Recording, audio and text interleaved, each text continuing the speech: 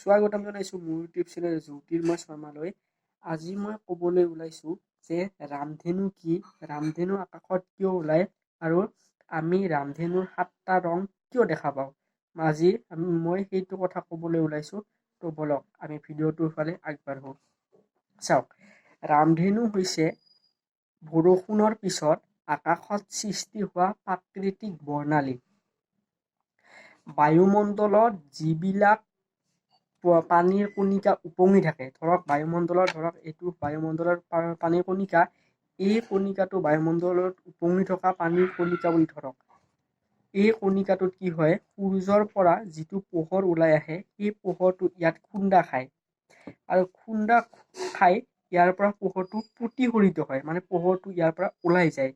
সূৰ্যৰ পৰা যেতিয়া পোহৰটো আহি ইয়াত খুন্দা খাব, এইটো হৈছে বিচ্ছুৰণ, আৰু ইয়াৰ পৰা যিটো ওলাই যাব এইটো হৈছে প্ৰতিসৰণ।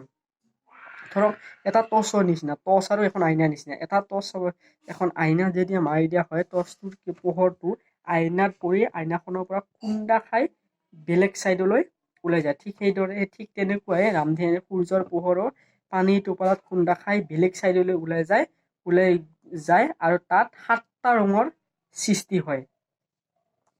আৰু ৰামধেনু সদায় সূৰ্যৰ বিপৰীত দিশতহে ওলায়।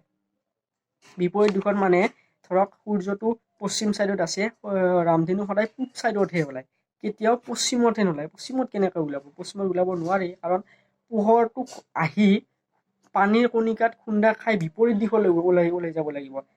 ঠিক তেনেকুৱা এটা বস্তু আছে যে প্ৰিজমৰ নিচিনা এই আকাশত এই পানীৰ টোপালটোৱে প্ৰিজমৰ নিচিনা কাম কৰে। প্ৰিজম এটা চাবচোন, যে প্ৰিজম এটাই কি কৰে, যে ৰ'দত দিলে প্ৰিজমটোৱে সদায় যোনটো ছাইডত পোহৰ কম সেইটো ছাইডলৈহে পোহৰটো ওলাই যায়, কিন্তু ৰ'দৰ দিলে পোহৰটো ৰ'দৰ ফালে ওলাই নাযায়।